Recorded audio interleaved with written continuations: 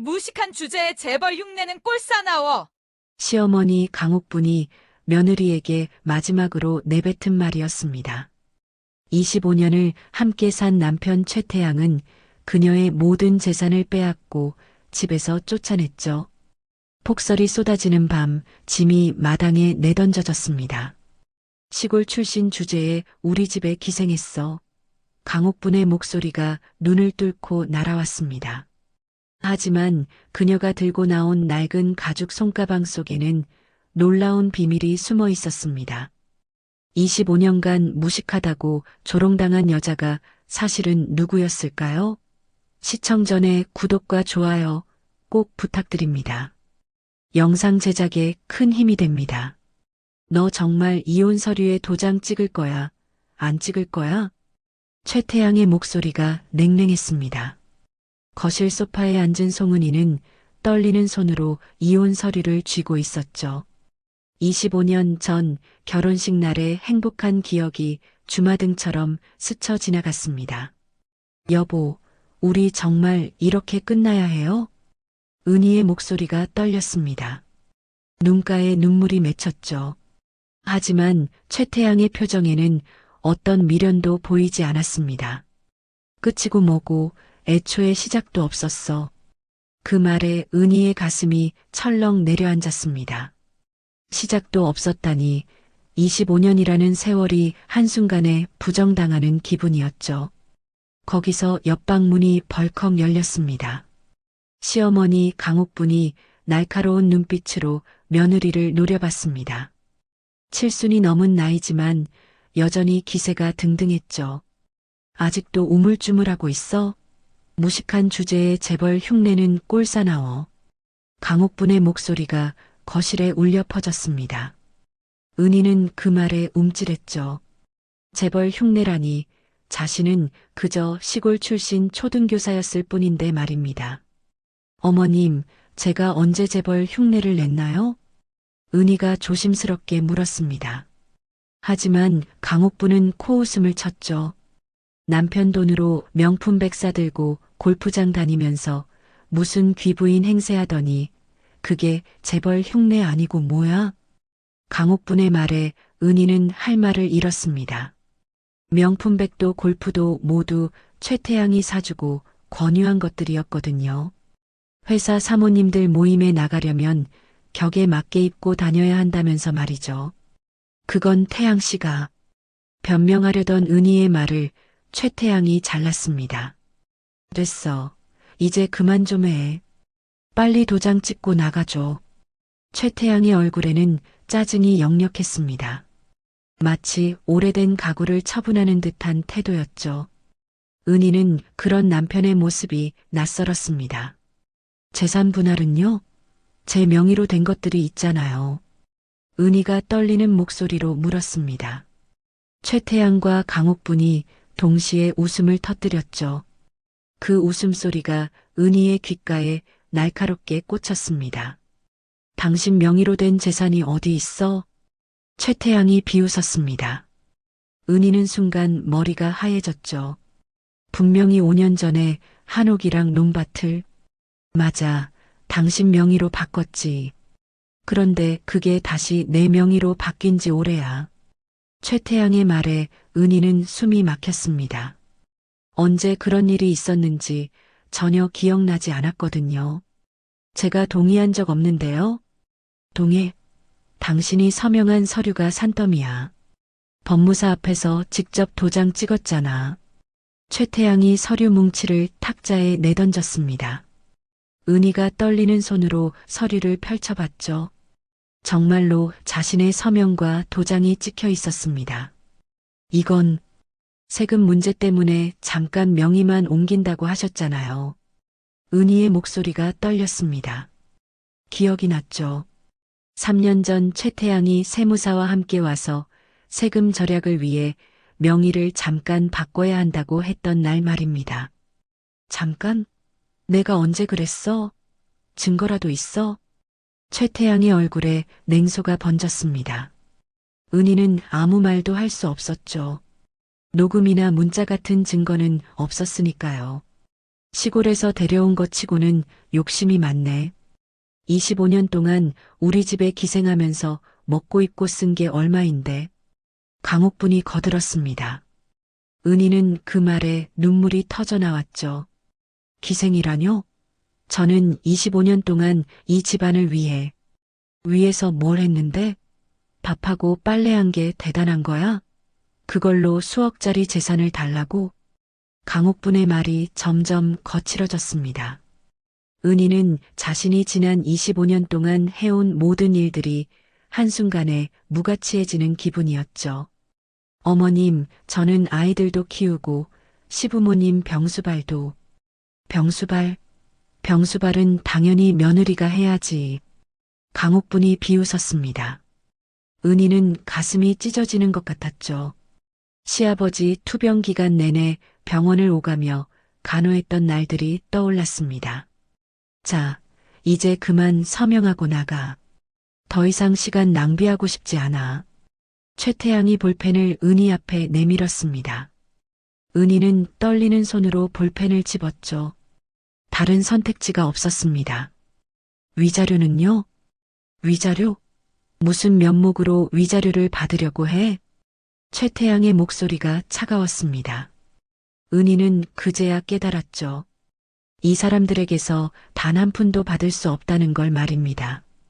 결국 은희는 이혼 서류에 도장을 찍었습니다. 25년 결혼 생활을 끝내는 순간이었죠. 좋아, 이제 짐 싸서 나가. 최태양의 말에 은희는 비틀거리며 일어섰습니다. 방으로 들어가 짐을 싸기 시작했죠. 하지만 25년치 살림을 어떻게 다 담을 수 있겠습니까? 1시간 후 은희는 작은 캐리어 하나와 낡은 가죽 손가방만 들고 거실로 나왔습니다. 나머지는 다 두고 가야 했죠. 뭐야, 이게 다야? 강옥분이 은희의 짐을 보며 혀를 찼습니다. 네, 어머님. 은희가 고개를 숙였습니다. 그때 강옥분이 갑자기 캐리어를 낚아챘죠. 잠깐, 이 안에 뭐가 들었는지 확인해야겠어. 우리 집 물건 몰래 가져가는 거 아니야? 강옥분이 캐리어를 열었습니다. 안에는 낡은 옷가지 몇 벌과 사진첩, 그리고 은희의 개인 물품들이 들어 있었죠. 이건 내가 산 건데? 강옥분이 코트 하나를 꺼내 들었습니다. 5년 전 겨울 강옥분이 은희에게 선물했던 코트였죠. 어머님께서 주신 건데. 내가 줬으니까 내 거지. 가져가지 마. 강옥분이 코트를 빼앗았습니다. 그리고는 캐리어 안에서 명품 지갑과 액세서리들도 하나씩 꺼냈죠. 이것들도 다 우리 돈으로 산 거잖아. 두고 가. 강옥분의 손이 빠르게 움직였습니다. 결국 캐리어 안에는 낡은 옷 몇 벌만 남았죠. 이제 됐네. 나가. 최태양이 현관문을 열었습니다. 은희가 비틀거리며 현관으로 향했죠. 그때 강옥분이 마지막 일격을 날렸습니다. 시골 출신 주제에 우리 집에 25년이나 기생했으면 됐지. 이제 썩 꺼져. 강옥분의 목소리와 함께 은희의 캐리어가 현관 밖으로 던져졌습니다. 옷가지들이 바닥에 흩어졌죠. 하늘에서는 눈이 떨어지기 시작했습니다. 은희는 무릎을 꿇고 흩어진 짐을 주었습니다. 눈이 옷을 적셔왔죠. 현관문이 쾅 닫히는 소리가 등 뒤에서 들렸습니다. 눈은 점점 더 세게 내렸습니다. 은희는 젖은 옷가지들을 캐리어에 우겨넣고 손가방을 꼭 껴안았죠. 그 손가방만은 절대 놓칠 수 없었습니다. 돌아가신 어머니의 유일한 유품이었거든요. 은희는 눈속을 걸었습니다. 25년을 살았던 집이 점점 멀어졌죠. 어디로 가야 할지 막막했습니다. 하지만 걸음을 멈출 수는 없었습니다.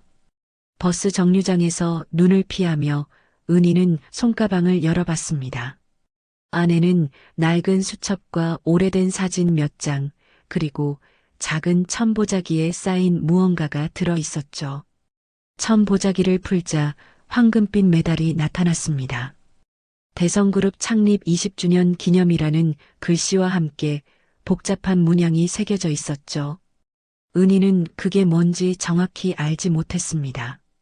어머니가 돌아가시기 전에 꼭 간직하라고 했던 물건이라는 것만 기억날 뿐이었죠. 눈은 밤새 내렸습니다. 은희의 새로운 인생이 그렇게 시작됐습니다.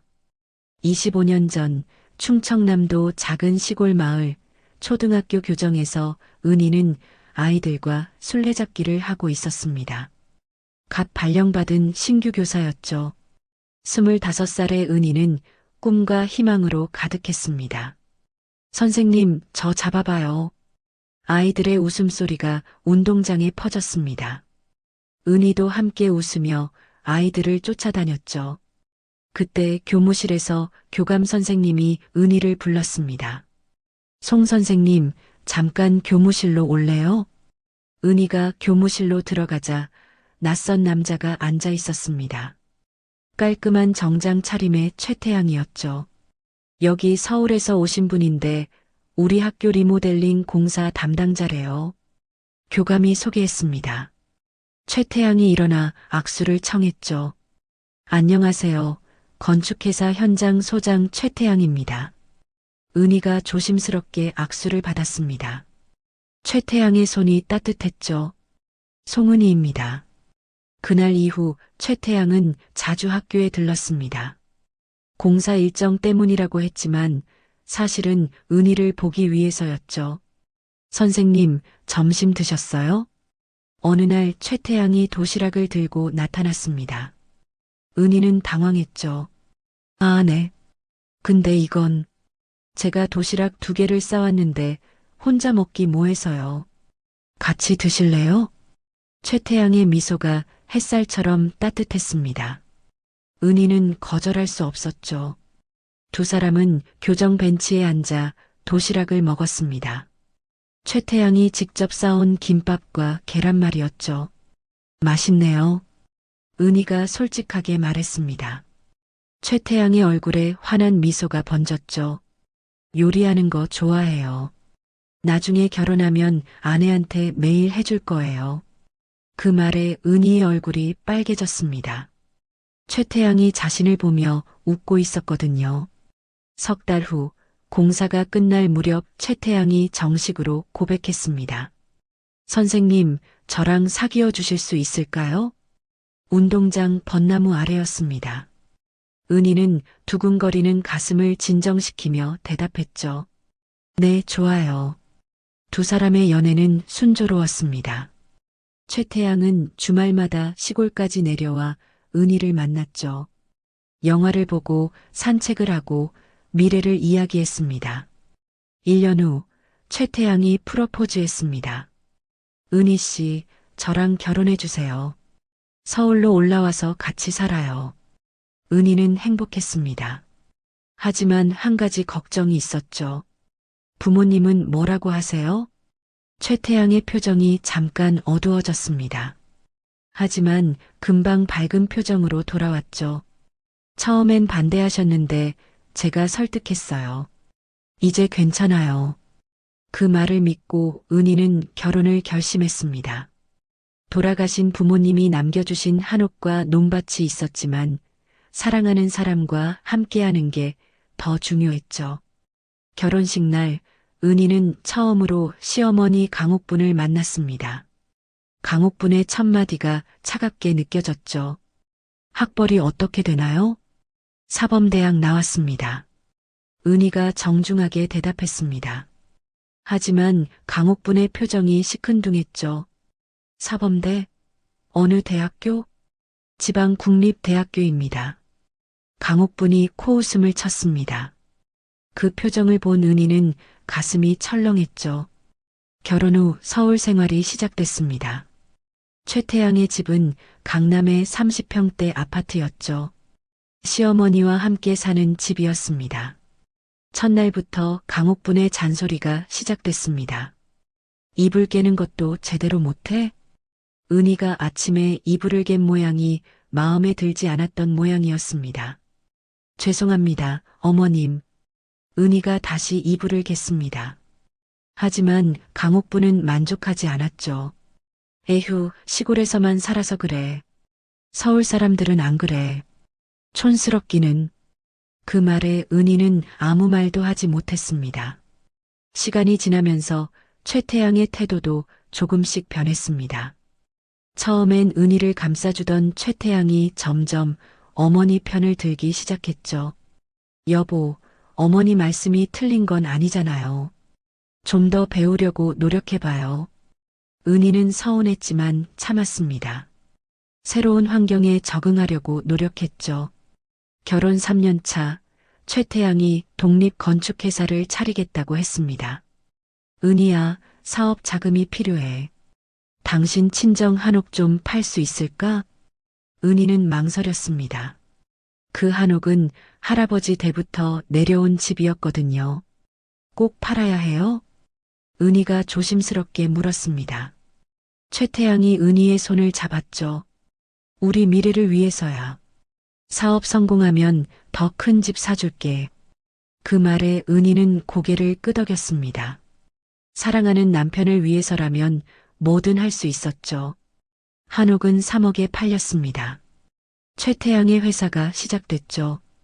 회사는 순조롭게 성장했습니다. 2년 후 또다시 자금이 필요하다고 했습니다. 이번엔 논밭을 팔아야겠어. 큰 프로젝트가 들어왔거든. 은희는 이번에도 동의했습니다. 논밭은 5억에 팔렸죠. 그렇게 은희의 친정 재산이 하나둘 최태양의 사업 자금으로 들어갔습니다. 어머니가 남겨주신 보험금 2억까지 모두 말이죠. 여보, 고마워. 당신 덕분에 회사가 커지고 있어. 최태양이 은희를 안아줬습니다. 은희는 행복했죠.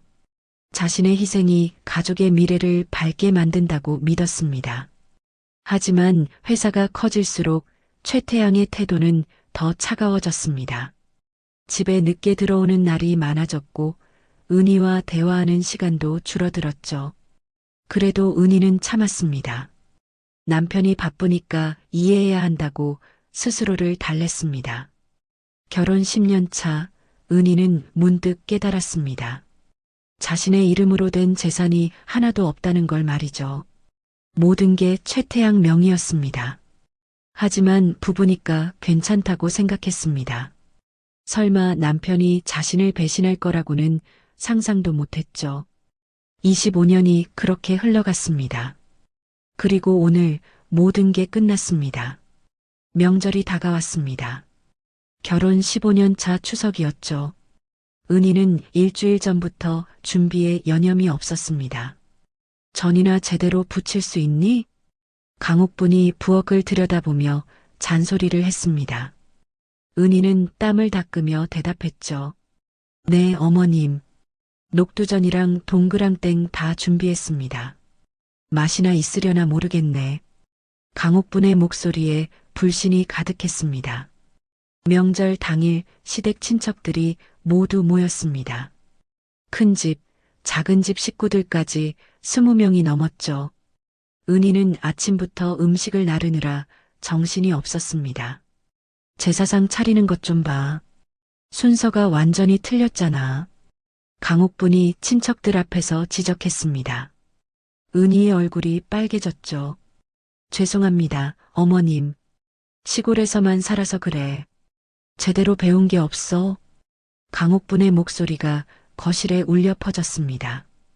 친척들의 시선이 일제히 은희에게 쏠렸죠. 식사 시간이 됐습니다. 은희가 차린 음식을 보며 신우이가 한마디 했습니다. 이 나물간이 좀 싱거운데? 은희가 나물을 맛봤습니다. 간이 적당했죠. 하지만 변명할 수 없었습니다. 죄송해요. 제가 다시 할게요. 에휴, 됐어. 그냥 먹지 뭐. 신우이가 혀를 찼습니다. 은희는 부엌으로 들어가 눈물을 삼켰죠. 오후가 되자 친척 아이들이 모여 놀기 시작했습니다. 은희의 딸 최서영과 아들 최민석도 함께였죠. 당시 고등학생과 중학생이었습니다. 야, 너희 엄마 어느 대학 나왔어? 사촌 오빠가 물었습니다. 서영이가 대답했죠. 지방대 나왔어. 지방대? 그럼 공부 못했네. 그래서 아무것도 모르나 보다. 사촌 오빠의 말에 아이들이 키득거렸습니다. 서영이의 얼굴이 굳었죠. 그때 강옥분이 끼어들었습니다. 애들아, 할머니가 너희한테 말해줄 게 있어. 아이들이 강옥분 주위로 모였습니다. 은희는 부엌에서 그 모습을 지켜봤죠. 너희 엄마 말이야, 원래 시골에서 살았어. 촌스럽고 무식한 사람이었지. 강옥분의 목소리가 또렷하게 들렸습니다. 은희의 손에 들린 접시가 덜컹거렸죠. 진짜요, 할머니? 응, 그래서 할머니가 일일이 다 가르쳐줘야 했어.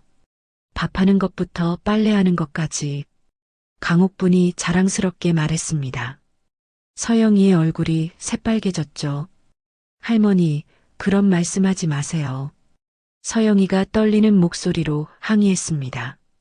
하지만 강옥분은 멈추지 않았죠. 왜? 사실인데 뭐가 문제야?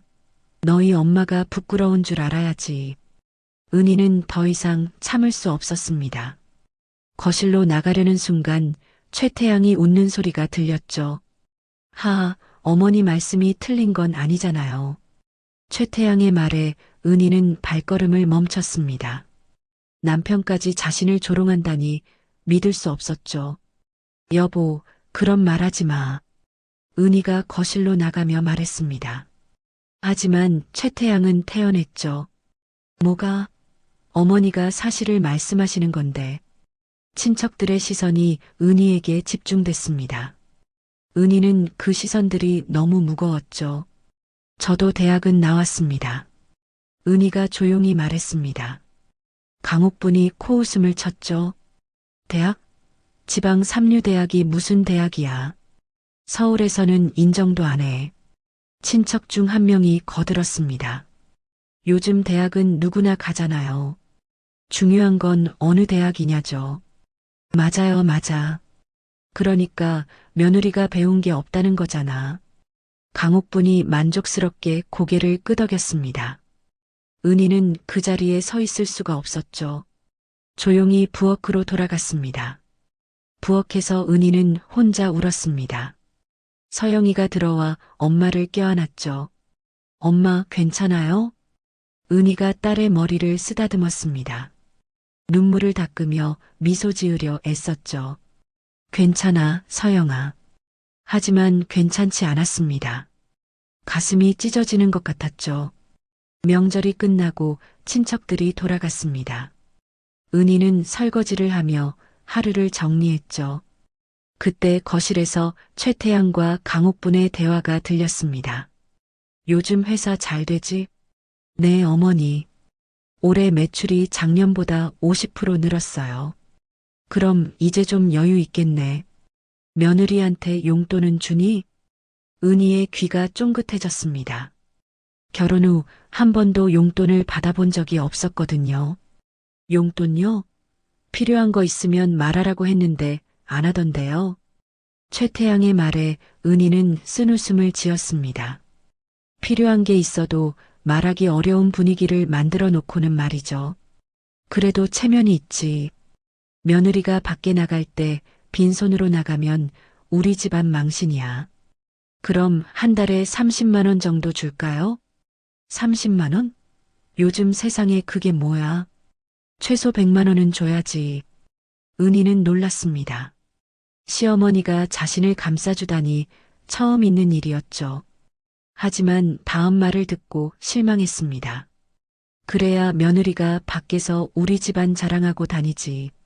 체면 칠해라도 해야 해. 결국 시댁 체면을 위한 것이었습니다. 은희 자신을 위한 게 아니었죠.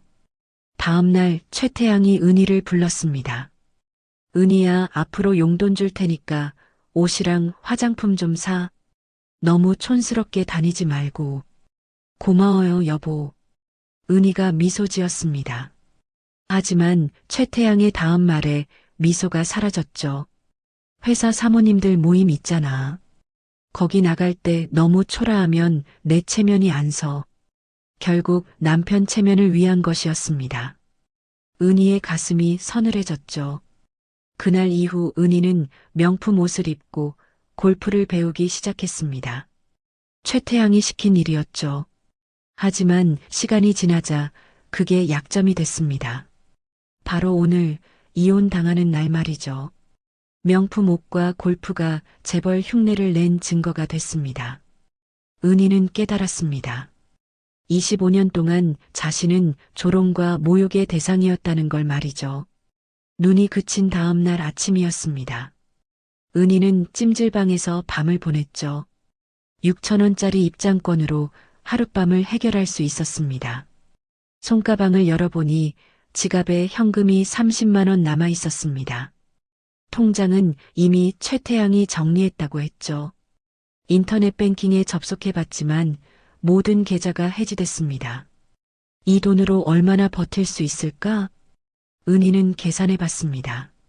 한 달은커녕 2주도 버티기 어려웠죠. 가장 먼저 할 일은 방을 구하는 것이었습니다. 부동산을 돌아다니며 가장 싼 방을 알아봤죠. 보증금 없이 월세만 내는 곳 없나요? 부동산 중개인이 은희를 위아래로 훑어봤습니다. 직장은 있으세요? 은희는 고개를 저었습니다. 중개인의 표정이 난처해졌죠. 그럼 좀 어렵네요. 집주인들이 보증금 없이는 안 받으려고 하거든요. 간신히 찾은 곳이 역세권 반지하 방이었습니다. 보증금 50만 원에 월세 30만 원, 화장실과 샤워실은 공용이었죠. 이거라도 급하게 나가실 거면 빨리 결정하세요. 오늘만 이 가격이에요. 은희는 선택의 여지가 없었습니다.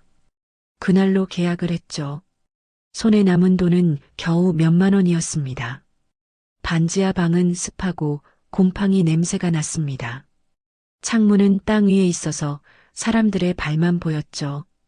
침대라고 부르기 민망한 매트리스 하나와 낡은 옷장이 전부였습니다. 은희는 매트리스에 앉아 울었습니다. 25년 전 신혼집 침실이 떠올랐죠.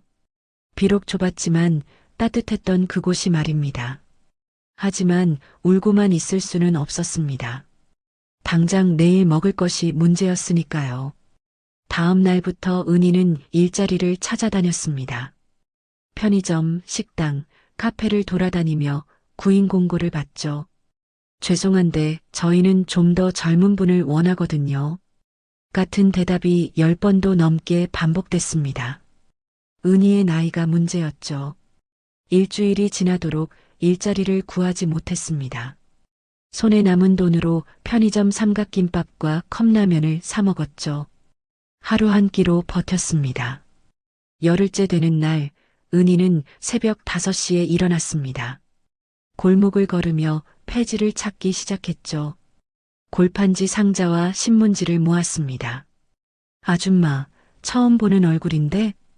같은 구역에서 폐지를 줍던 할머니가 말을 걸었습니다. 네, 어제부터 시작했어요. 이거 쉬운 일 아니야. 하루 종일 돌아다녀야 10,000원 정도 벌어. 할머니의 말에 은희는 고개를 끄덕였습니다. 그래도 선택의 여지가 없었죠. 오전 내내 폐지를 주워 수레에 가득 담았습니다. 고물상에 가니 겨우 8,000원을 받았죠. 허리는 끊어질 것 같았고 손은 상처투성이었습니다. 집으로 돌아와 거울을 봤습니다. 불과 2주 만에 얼굴이 푸석푸석해졌죠. 손은 거칠어지고 피부는 탔습니다. 거울 속 자신이 낯설었습니다. 밤이 되면 악몽을 꿨습니다. 강옥분과 최태양이 나타나 조롱하는 꿈이었죠. 무식한 촌년 재벌 흉내는 꼴사납다. 꿈속에서도 그 목소리가 들렸습니다. 은희는 비명을 지르며 깼죠. 한 달이 지났습니다. 폐지 줍기와 편의점 야간 아르바이트로 하루하루를 버텼죠. 월세를 내고 나면 손에 남는 돈이 거의 없었습니다. 어느 토요일 오후였습니다. 은희는 한강 둔치를 지나가다 벤치에 앉아 쉬고 있었죠. 강바람이 상쾌했습니다. 그때 앞에서 비틀거리는 노신사가 보였습니다. 70대쯤 돼 보이는 양복 입은 남자였죠. 갑자기 그 남자가 쓰러졌습니다. 은희가 달려갔습니다. 아저씨, 괜찮으세요? 노신사는 의식이 없었습니다. 은희는 급히 119에 전화했죠. 여보세요. 한강 둔치에서 노인분이 쓰러졌어요. 빨리 와주세요. 은희는 노신사의 머리를 자신의 무릎에 올리고 구급차를 기다렸습니다. 손으로 그늘을 만들어 주었죠. 10분 후 구급차가 도착했습니다. 구급대원들이 노신사를 들것에 옮겼죠. 보호자세요? 아니요, 지나가다 발견했어요. 그럼 같이 가주실 수 있으세요? 신원 확인이 필요해서요. 은희는 고개를 끄덕였습니다. 구급차를 타고 병원으로 향했죠. 응급실에 도착해 의사들이 노신사를 검사했습니다. 은희는 밖에서 기다렸죠. 1시간 후 의사가 나왔습니다. 다행히 큰 문제는 없어요. 탈수와 저혈당이었네요. 그제야 은희는 안도의 한숨을 쉬었습니다. 신원 확인 좀 해주실 수 있나요? 지갑을 확인해야 하거든요. 은희가 노신사의 양복 주머니에서 지갑을 꺼냈습니다. 명함이 들어 있었죠. 대성그룹 비서실 실장 박정훈. 은희는 놀랐습니다. 대성그룹이라니 대한민국 10대 재벌 중 하나였죠.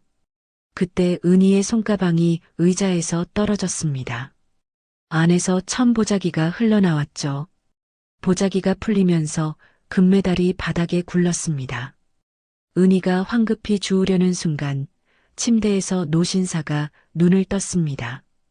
금메달을 본 그의 눈이 커졌죠. 저게.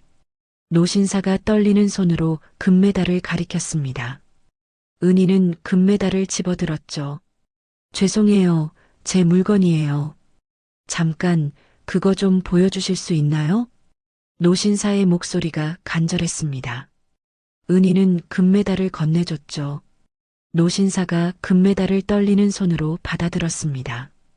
자세히 살펴보더니 얼굴이 새하얘졌죠. 이건 대성그룹 창립 20주년 기념 메달이야. 어디서 났어요? 어머니 유품이에요. 노신사의 표정이 충격으로 일그러졌습니다. 어머님 성함이 어떻게 되시죠? 송영숙입니다. 송영숙?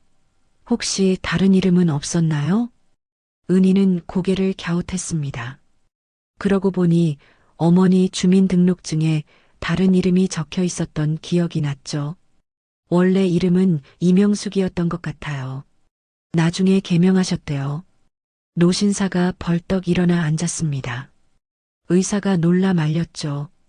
아직 안정을 취하셔야 해요. 하지만 노신사는 은희의 손을 덥석 잡았습니다. 당신 혹시 이명숙 씨 딸이에요? 네, 그런데 은희가 당황했습니다. 노신사의 눈에서 눈물이 흘러내렸죠. 찾았다. 40년 만에 드디어 찾았어. 노신사가 중얼거렸습니다. 은희는 무슨 말인지 이해할 수 없었죠. 지금 당장 회장님께 연락드려야겠어요. 노신사가 떨리는 손으로 휴대폰을 꺼냈습니다. 은희는 혼란스러웠죠. 대체 무슨 일이 벌어지고 있는 걸까요? 노신사 박정훈은 전화를 걸었습니다. 상대방이 받자마자 다급하게 말했죠. 회장님, 저 박정훈입니다. 지금 당장 만나 뵈어야 할 일이 생겼습니다. 전화 너머로 굵은 목소리가 들렸습니다. 무슨 일인가? 자네가 그렇게 다급할 일이 뭔가? 이명숙 씨 기억하십니까? 전화 저편이 갑자기 조용해졌습니다. 몇 초간의 침묵이 흘렀죠. 영숙이를 왜 갑자기? 따님을 찾았습니다.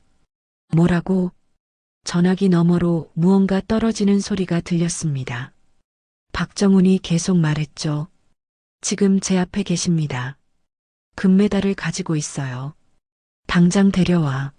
내가 직접 확인하겠네. 은희는 옆에서 대화를 듣고 있었지만 무슨 말인지 이해할 수 없었습니다. 저 실장님, 무슨 일인지 설명 좀 해주시겠어요? 박정훈이 은희를 돌아봤습니다. 눈가에 아직 눈물이 남아 있었죠. 따님, 지금부터 제가 말씀드리는 게 믿기 어려우실 겁니다. 은희는 긴장한 표정으로 고개를 끄덕였습니다. 40년 전 대성그룹 임동철 회장님께는 사랑하는 여자가 있었어요. 바로 이명숙 씨였죠. 박정훈이 천천히 이야기를 풀어나갔습니다. 당시 회장님은 정략 결혼을 해야 하는 상황이었습니다. 하지만 이명숙 씨를 너무 사랑하셨죠. 은희의 가슴이 두근거리기 시작했습니다. 그래서 비밀리에 결혼하셨어요. 법적으로는 아니었지만 두 분은 부부나 다름없었죠. 박정훈의 목소리가 떨렸습니다. 1년 후 이명숙 씨가 임신하셨습니다. 회장님은 너무 기뻐하셨죠. 하지만 문제가 생겼어요.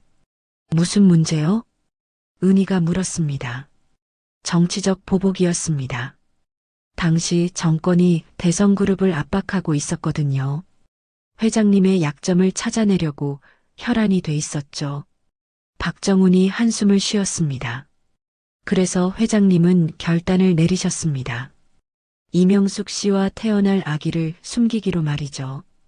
은희의 손이 떨리기 시작했습니다. 출산 직전 이명숙 씨를 시골로 보내셨어요. 충청남도의 작은 마을이었죠. 거기서 따님을 낳으셨습니다. 그게 저인가요? 은희의 목소리가 갈라졌습니다. 박정훈이 고개를 끄덕였죠. 네. 회장님은 매달 비밀리에 생활비를 보내셨어요. 하지만 직접 만나지는 못하셨죠. 너무 위험했거든요. 그럼 왜 어머니는 아무 말도 안 하셨죠? 약속하셨으니까요. 회장님과 따님을 지키기 위해서요. 은희의 눈에서 눈물이 흘러내렸습니다. 그런데 따님이 5살 때 이명숙 씨가 갑자기 돌아가셨어요.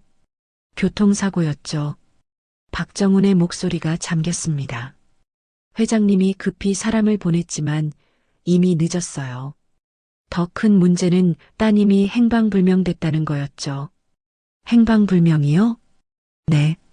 친척이 데려갔다는 이야기만 들었을 뿐 어디로 갔는지 알 수 없었어요. 이름도 바뀌었고요. 은희는 기억을 더듬었습니다.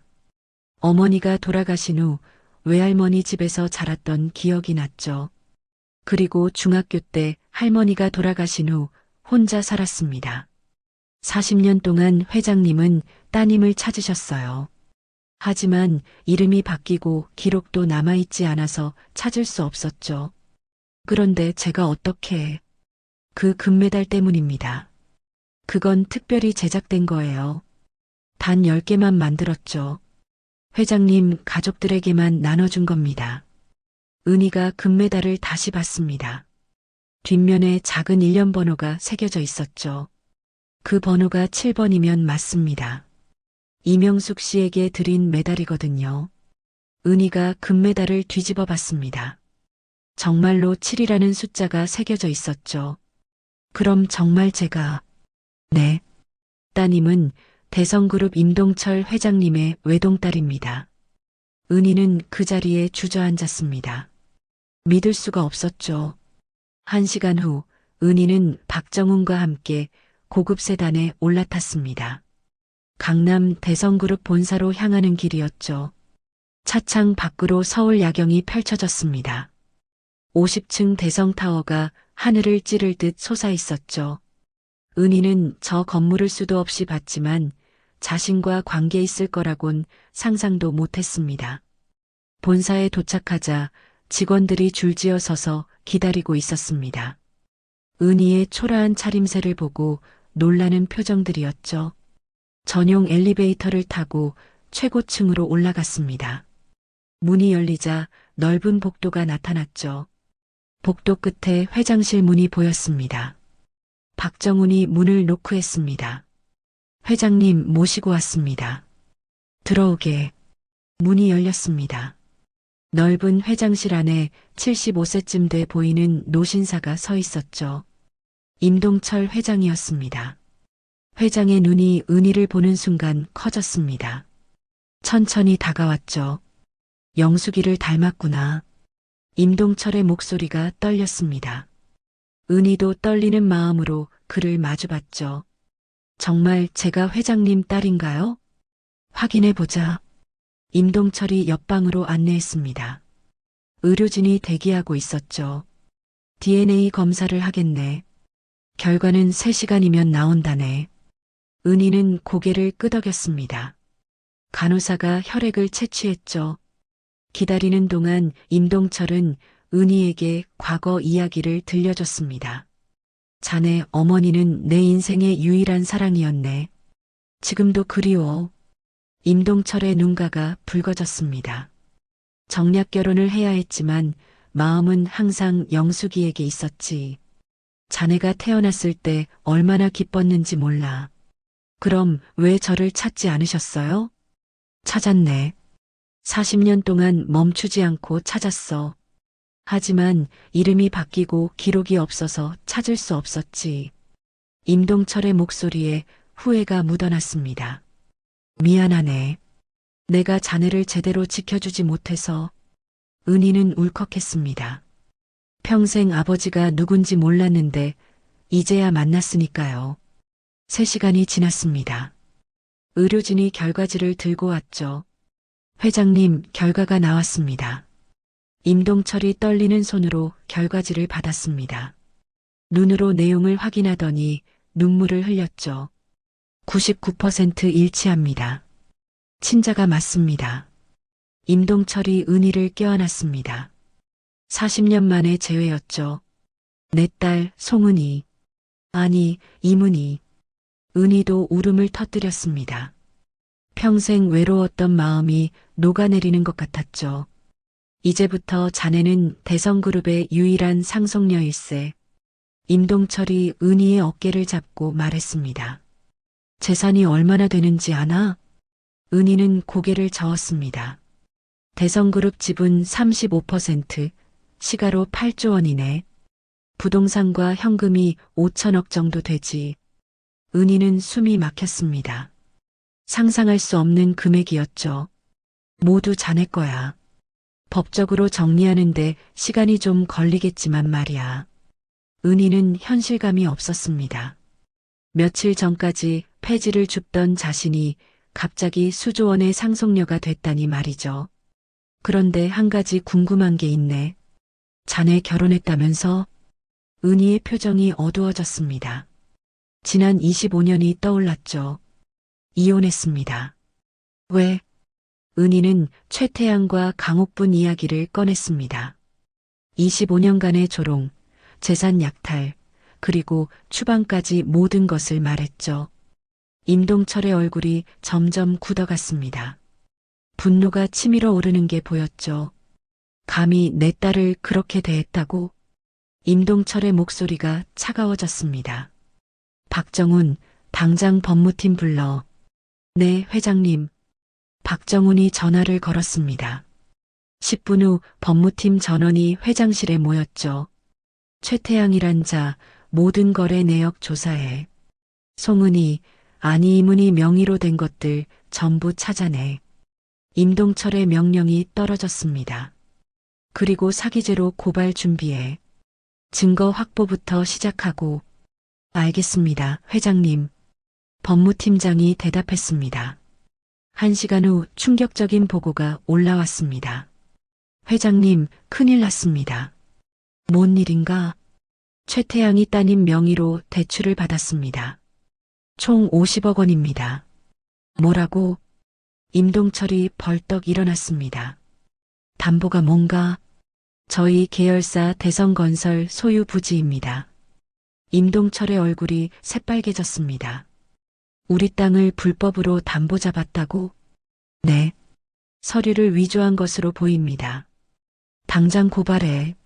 사기죄, 횡령죄, 배임죄 전부 적용하고. 임동철의 명령이 떨어졌습니다. 복수의 시작이었죠. 은희는 옆에서 모든 걸 지켜봤습니다. 하루아침에 세상이 바뀐 기분이었죠. 그리고 자신을 25년간 괴롭혔던 사람들에 대한 복수가 시작되려 하고 있었죠. 다음 날 새벽 6시였습니다. 최태양의 집 앞에 검은색 승용차 여러 대가 멈춰섰죠. 국세청입니다. 압수수색 영장 집행하겠습니다. 현관문을 두드리는 소리에 최태양이 잠에서 깼습니다. 급히 문을 열자 국세청 조사관들이 들어왔죠. 뭐 하는 짓이야? 최태양이 소리쳤습니다. 하지만 조사관들은 아랑곳하지 않고 집안을 뒤지기 시작했죠. 탈세 혐의로 조사받게 됐습니다. 협조해 주시죠. 조사관이 영장을 내밀었습니다. 최태양의 얼굴이 파랗게 질렸죠. 같은 시각 최태양의 건축회사에도 조사팀이 들이닥쳤습니다. 직원들이 출근하기 전이었죠. 컴퓨터 전부 압수합니다. 서류도 모두 가져갑니다. 조사관들이 사무실을 샅샅이 뒤졌습니다. 회계장부, 계약서, 이메일 내역까지 모든 것을 압수했죠. 오전 9시 주요 언론사에 보도자료가 배포됐습니다. 대성그룹 상속녀 사기 결혼 피해 25년간 재산 약탈당해 기사 제목이 포털 사이트 메인을 장식했습니다. 클릭수가 폭발적으로 늘어났죠. 기사 내용은 충격적이었습니다. 은희가 대성그룹 회장의 외동딸이라는 사실, 25년간 무식하다고 조롱당한 사실, 그리고 모든 재산을 빼앗긴 사실이 상세히 나와 있었죠. 더 충격적인 건 녹음 파일이었습니다. 기사 하단에 첨부된 음성 파일을 클릭하자 최태양의 목소리가 흘러나왔죠. 시골에서 데려온 것 치고는 쓸모 있더라. 재산 다 빼냈으니까. 최태양이 동료들과 술 마시며 한 말이었습니다. 무식한 것이 의심도 안 하더라고.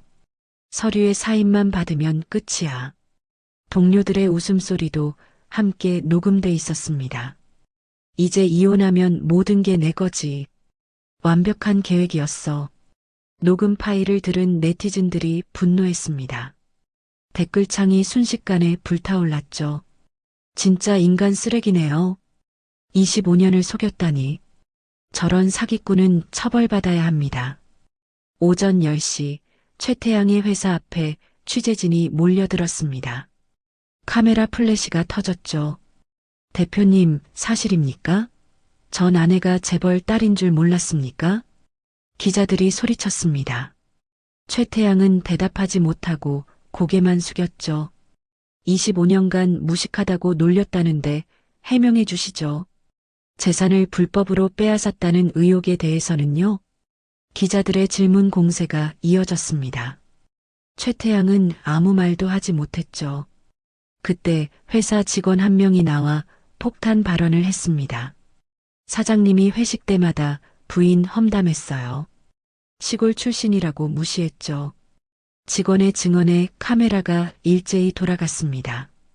부인 재산으로 회사 키웠으면서 고마워하지는 않고 놀리기만 했어요. 직원의 말이 계속됐습니다. 최태양은 그 자리에서 무너졌죠. 오후 2시 더 큰 폭탄이 터졌습니다. 대성그룹이 공식 입장을 발표한 것이죠. 저희 이문희 부회장에 대한 사기 및 재산 약탈 행위에 대해 강력히 대응하겠습니다. 대성그룹 대변인이 기자회견을 열었습니다.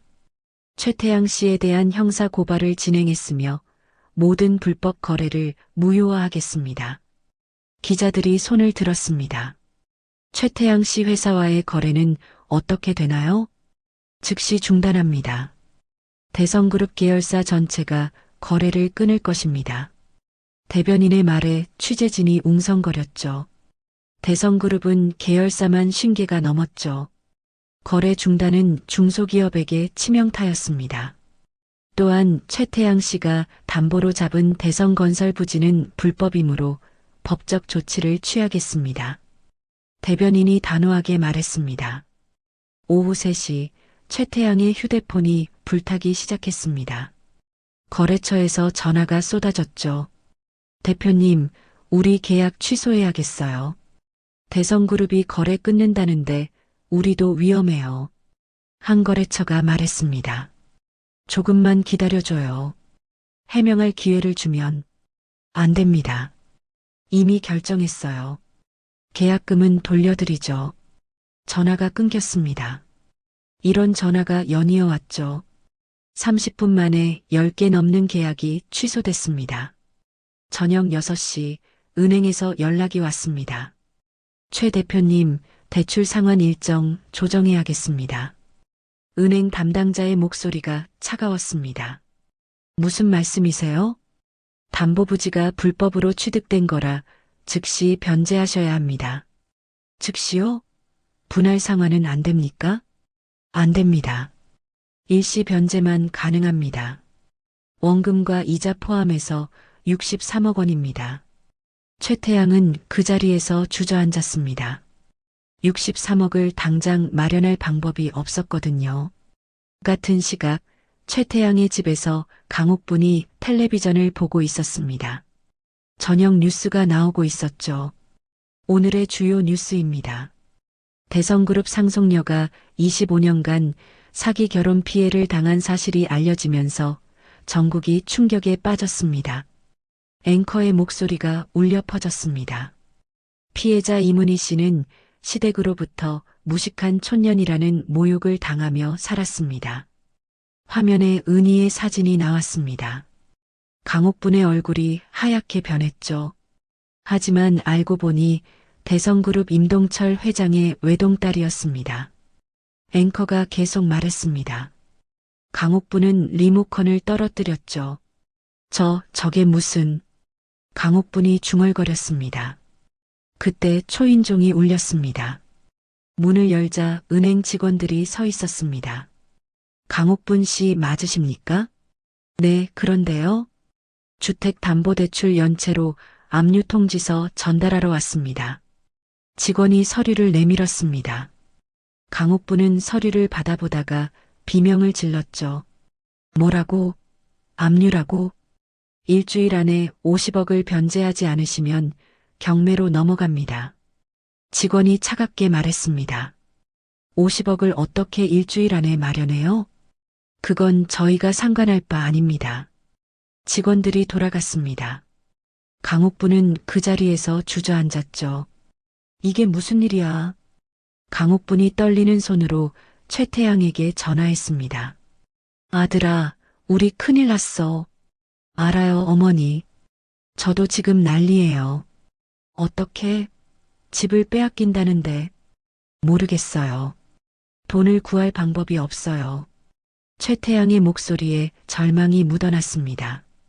그때 옆집 아줌마가 담을 넘어 소리쳤습니다. 금자씨, 뉴스 봤어요?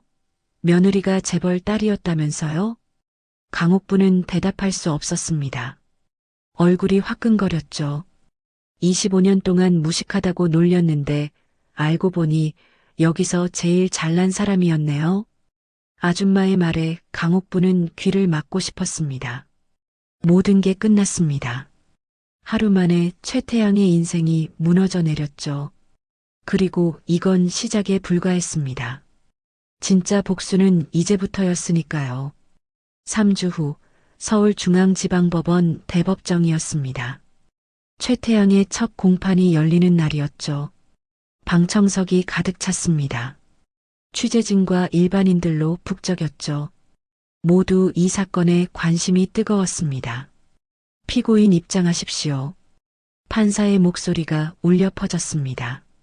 최태양이 수갑을 찬 채 들어왔죠. 얼굴은 초췌했고 눈가에 다크서클이 짙었습니다.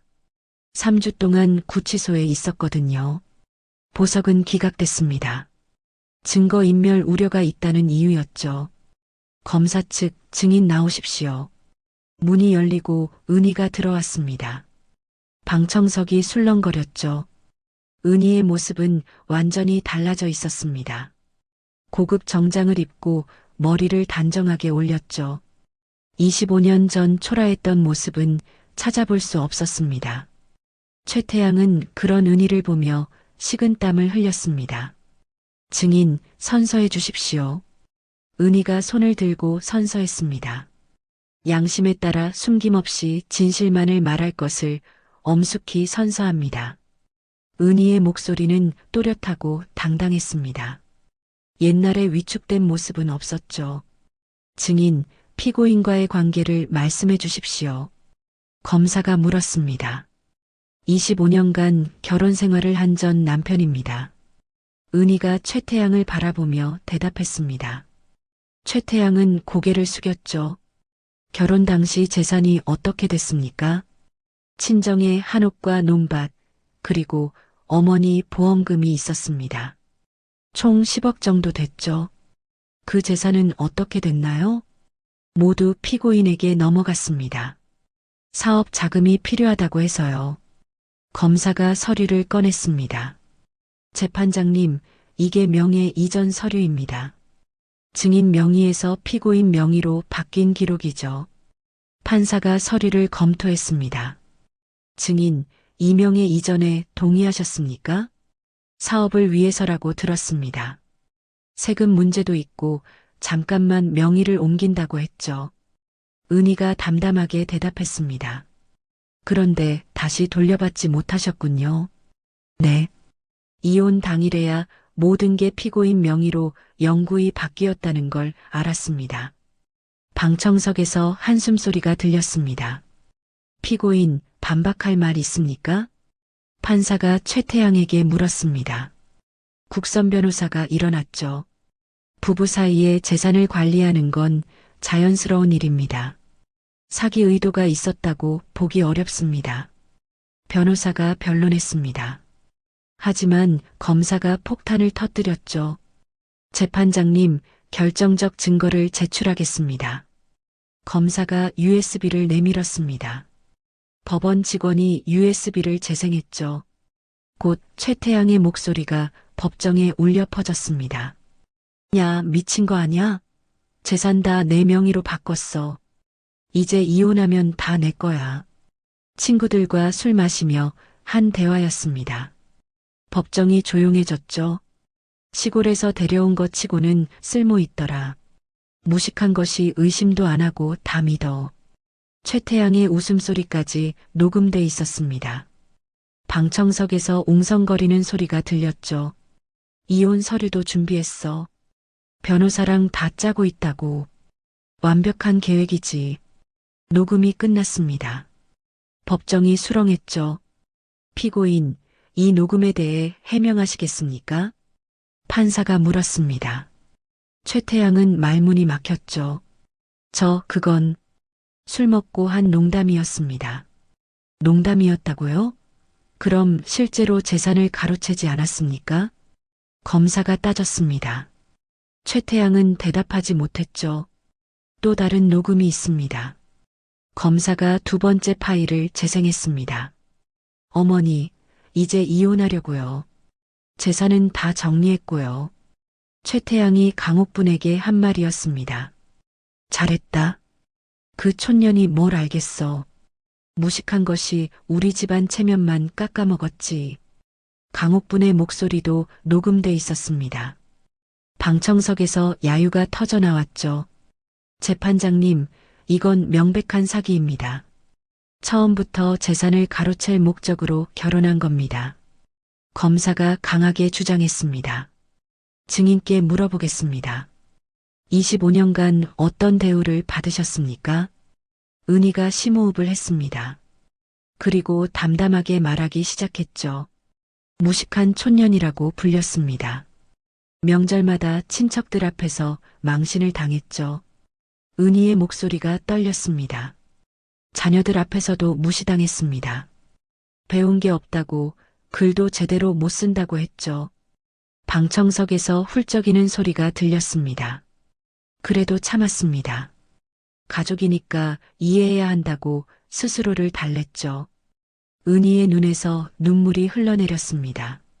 하지만 모든 게 거짓이었습니다. 저를 이용해서 재산만 빼앗으려던 계획이었죠. 은희가 최태양을 똑바로 쳐다봤습니다. 최태양은 고개를 들 수 없었죠. 단순히 재산만 빼앗긴 게 아닙니다. 25년간 인간으로서의 존엄성을 짓밟혔습니다. 은희의 마지막 말에 방청석에서 박수가 터져나왔습니다. 판사가 망치를 두드려 질서를 잡았죠. 다음 증인 나오십시오. 최태양의 전 직원이 증인으로 나왔습니다. 피고인이 회식 때마다 부인을 어떻게 말했습니까? 시골 출신이라고 무시했습니다. 친구들한테 자랑하듯이 말했죠. 직원의 증언이 이어졌습니다. 재산을 빼앗은 것도 알고 계셨습니까? 네. 사장님이 직접 말씀하셨습니다. 부인 재산으로 회사 키웠다고요. 증언이 끝났습니다. 최태양의 변호사는 더 이상 변론할 것이 없었죠. 다음 공판에서 최종 변론을 듣겠습니다. 오늘 공판은 여기까지입니다. 판사가 선언했습니다. 2주 후 최종 변론이 있었습니다. 은희가 직접 발언권을 신청했죠. 재판장님, 제가 직접 말씀드리고 싶습니다. 판사가 허락했습니다. 은희가 일어나 천천히 말하기 시작했죠. 25년 동안 무식한 촌년이라고 불렸습니다. 하지만 저는 대학을 나왔고 교사였습니다. 은희의 목소리가 법정에 울려 퍼졌습니다. 그래도 참았습니다. 사랑하는 남편이었고 가족이었으니까요. 은희가 잠시 말을 멈췄습니다. 하지만 그 모든 걸 이용당했습니다. 제 순진함을, 제 사랑을, 제 헌신을 말이죠. 은희의 눈에서 눈물이 흘렀습니다. 저는 오늘 여기서 말씀드립니다. 제가 원하는 건 단순한 재산 회복이 아닙니다. 은희가 최태양을 똑바로 봤습니다. 제 인간으로서의 존엄성을 되찾고 싶습니다. 그리고 이런 일이 다시는 일어나지 않기를 바랍니다. 은희의 말이 끝났습니다. 법정이 조용했죠. 잠시 후 박수가 터져 나왔습니다. 판사가 최종 판결을 내렸습니다. 피고인 최태양은 명백한 사기 의도를 가지고 혼인 관계를 이용했습니다. 판사의 목소리가 엄숙했습니다. 따라서 징역 7년을 선고합니다. 또한 피해자에게 모든 재산을 반환하고 위자료 50억 원을 지급하라. 판사가 망치를 두드렸습니다. 최태양은 그 자리에 무너졌죠. 은희는 법정을 나섰습니다. 취재진이 몰려들었지만 담담한 표정이었죠. 그날 저녁 은희는 병원으로 향했습니다. 강옥분이 입원해 있다는 소식을 들었거든요. 중환자실에 강옥분이 누워 있었습니다. 심장마비로 쓰러졌다고 했죠. 보호자 없으십니까? 간호사가 물었습니다. 제가 있습니다. 은희가 대답했습니다. 간호사가 놀란 표정을 지었죠. 수술비가 3천만 원 정도 듭니다. 보험이 없으셔서 제가 내겠습니다. 은희의 말에 간호사가 감동했습니다. 정말이세요? 그렇게 괴롭히신 분인데 생명은 소중하니까요. 은희가 담담하게 말했습니다. 수술이 진행됐습니다. 은희는 밤새 병원에서 기다렸죠. 다음 날 아침 강옥분이 깨어났습니다. 은희를 보고 눈물을 흘렸죠. 미안해. 정말 미안해. 강옥분이 떨리는 목소리로 말했습니다. 이제 됐어요. 은희가 조용히 대답했습니다. 복수는 끝났습니다. 이제 새로운 시작이었죠. 판결이 난 지 3개월이 지났습니다. 은희는 대성그룹 부회장으로 정식 취임했죠. 서울 강남의 새로운 건물이 문을 열었습니다. 이문희 복지재단 본부였죠. 10층짜리 건물 전체가 재단 사무실이었습니다. 개관식 날 수백 명의 사람들이 모였습니다. 정치인, 기업인, 언론사 대표들이 참석했죠. 이제 이문희 이사장님의 개회사를 듣겠습니다. 사회자가 은희를 소개했습니다. 은희가 단상에 올랐죠. 청중들이 박수를 보냈습니다. 은희는 한번 심호흡하고 입을 열었죠. 안녕하세요. 복지재단 이사장 이문희입니다. 은희의 목소리가 당당했습니다. 제가 이 자리에 서기까지 긴 시간이 걸렸습니다. 25년 동안 무식하다는 말을 들으며 살았죠. 그 말이 얼마나 아픈지 압니다. 하지만 더 아픈 건 사람을 무시하는 마음이었습니다. 오늘 저는 약속합니다. 이 재단이 학대 피해자들의 든든한 버팀목이 되겠다고요. 박수가 터져 나왔습니다. 경제적 학대, 가정폭력, 정서적 학대로 고통받는 모든 분들을 돕겠습니다. 법률 지원, 경제 자립 프로그램, 심리 치료까지 종합적으로 지원하겠습니다. 청중들이 감동한 표정으로 은희를 바라봤습니다. 저도 피해자였습니다. 하지만 이제는 생존자입니다. 그리고 다른 피해자들의 구원자가 되고 싶습니다. 은희의 연설이 끝났습니다. 기립박수가 이어졌죠. 재단 출범 첫 주에 지원 신청이 쇄도했습니다. 500건이 넘었죠. 은희는 직원들과 함께 신청서를 검토했습니다. 이분은 남편한테 20년간 경제적 학대를 당하셨네요. 생활비도 제대로 못 받으셨대요. 직원이 보고했습니다. 은희는 고개를 끄덕였죠. 법률 지원팀과 연결해 주세요. 이혼 소송부터 도와드려야겠어요. 은희의 지시가 떨어졌습니다. 또 다른 신청서를 검토했습니다. 이분은 시댁 식구들한테 10년간 언어폭력을 당하셨어요. 우울증까지 생겼대요. 그럼 심리치료 프로그램에 등록하세요. 상담사를 배정하고요. 은희가 차분하게 지시했습니다. 이사장님, 이분은 남편이 재산을 몰래 처분했대요. 집도 팔아버렸고요. 법무팀한테 의뢰하세요. 재산 추적부터 시작하고 형사 고발도 준비하고요. 은희의 목소리에 힘이 실렸습니다. 자신이 겪었던 일이었으니까요. 석 달이 지났습니다. 재단의 첫 성과가 나오기 시작했죠. 어느 날 한 여성이 재단을 찾아왔습니다. 40대 초반의 김현주 씨였습니다. 이사장님, 저 현주예요. 기억하세요? 은희가 고개를 갸웃했습니다. 현주가 웃으며 말했죠. 3개월 전에 지원 신청했던 사람이에요. 남편한테 재산 다 빼앗기고 쫓겨났었죠. 은희가 기억해냈습니다. 자신과 비슷한 처지였던 여성이었죠.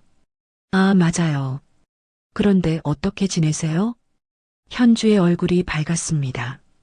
3개월 전과는 완전히 달라 보였죠. 재단 덕분에 소송에서 이겼어요. 재산도 절반 돌려받았고요.